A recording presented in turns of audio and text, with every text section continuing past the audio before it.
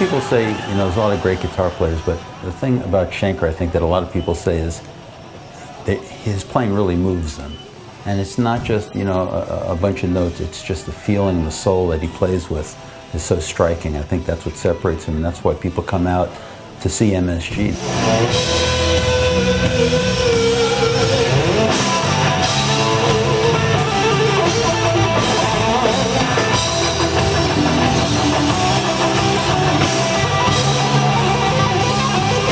Basically what happened is Rev Jones, who's an incredible player, plays Dean as well. We happened to be on the phone one day talking, and he mentioned that the tour would have to be cut short because he was starting a tour with Mountain. And he was starting on the 14th or so, and he said there'll be some gigs, a couple of gigs at the end of the tour he couldn't do. So without thinking, I said, I'll do them, not realizing the amount of work or anything involved. So he called the band. The band said, sure, it'd be great. And at the time, Michael really didn't know I even played bass, you know. So I went down, played for him. He said, great, we'd like to do this. So there were initially 2 dates.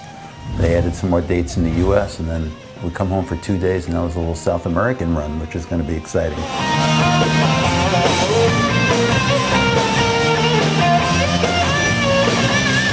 I came to New York. They were playing at the Blender Theater in New York, and I'm up on stage doing sound check, just myself and Wayne Finley, the keyboard player, the drummer, and we're just running through some songs, and all of a sudden I look down in the stands, and there's Michael Schenker standing with his arms crossed like this, looking at me, and then he broke into a smile, and I knew at that point that it was probably going to be okay, but it's a little intimidating the first time, you know, auditioning in front of him, but he's, like I said, he's a great guy to play with. The band is amazing. Every guy in the band is just so solid, and just, it feels so good up there. It just, you know, takes you to a different level.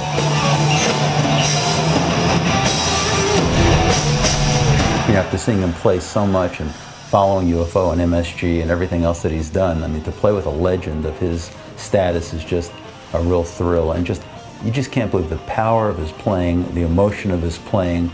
You know, he just, and the consistency right now. I've never heard him play better than he's playing on this tour.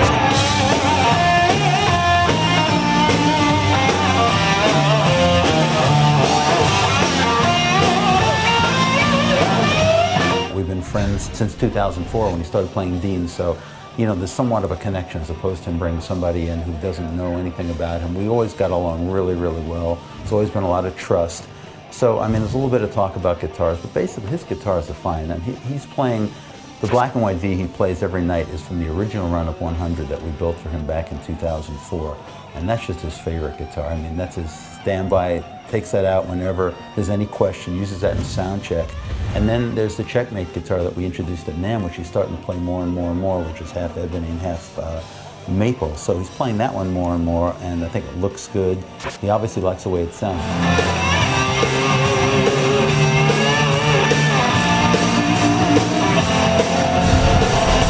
Michael is really, you know, the type of player who likes to lock things in. He likes to know, he doesn't like a lot of surprises, and you know, he wants to have the consistency in his guitar tone, so that every night it sounds the same, it feels great to him, and then once he feels comfortable with the guitar, then he'll just take that one out over and over again. But to watch him get his tone, he comes to sound check, he'll pull in a couple minutes before sound check, he gets his sound literally in 30 seconds. If it's not right, he makes his quick adjustment, and he's there. I mean, he hears it in his ears. It doesn't take him any time at all to get his sound.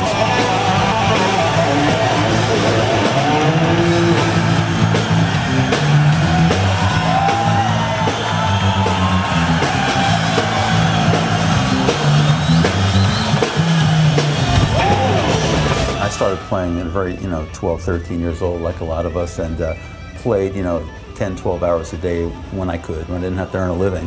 But I played for a very long time. I moved to Florida to play with a touring band called White Witches on Capricorn Records, and I was with them for some time, and you know, opportunity came knocking on my door to open up a chain of retail stores. So I got out of music, and you know, I've been telling people on this tour, I really haven't played seriously for 20 years. And a chain of events happened to trigger me playing again, and that was started with Carmine Appice, who is my all-time favorite drummer. I follow him in Cactus. In fact, I saw Cactus, as I love to tell him, 25 times. And we signed him with D-Drum, and he asked me to play at a company function, a company party, and I knew I had to do a lot of practicing real fast. So I got my chops together enough to play, and we went to play, and Leslie West joined us. So when you look back and you have Carmine on one side and Leslie West on the other, it's a pretty inspiring thing when you see, as a kid, you watch these guys on big stages and play, and they're two, they're legends in what they do.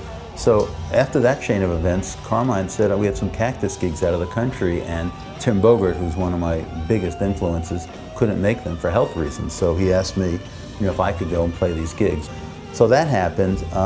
Then, Leslie West this year is playing at Woodstock, 40th anniversary of Woodstock, which is August 15th, 40 years exactly to the date when they played there, 1969. Asked me to sit in and play some songs, and not any song, but Never in My Life and Mississippi Queen, probably two of the most famous mountain songs of all time. So he calls me a few weeks ago and adds another little click to this thing. He says, I'm going to get married on stage, and I want you to give away the bride. So on top of getting in front of 15,000 people and playing with one of my favorite bands, I get to hitch him to his new girlfriend. So it's there's a lot of exciting things that have happened in a very short period of time. So what's going to happen after this remains to be seen.